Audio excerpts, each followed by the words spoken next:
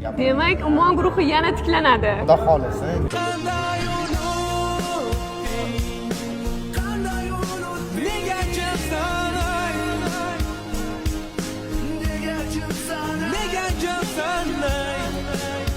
Shuni plan qilyapmiz. Endi hali 100% yani tasdiqlanmagan narsa. Rejamizda boradi. May oylariga Humo Arenada bir kun yoki ikki kun konsert qo'yish.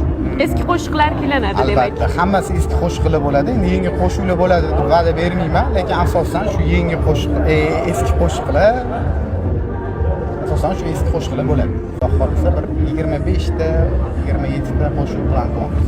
Avval jamoada qiz bola ijodkor ham bo'lgan, Kamola ham bo'lgan. Ular ham qo'shiladimi yoki Endi Kamola endi Osmona Zohid rafiqasi. Xudo xolisa ular поддержкада bo'lishadi, qo'llab-quvvatlashadi. Endi sahnaga chiqishadi. Aytolmayman, balki chiqishadi. Balki chiqishmas, unisini bilmayman. Yoshligimiz birgalikda. juda ham zo'r konsert bo'lsa kerak. Bugundan kutishni boshladim. Hammalar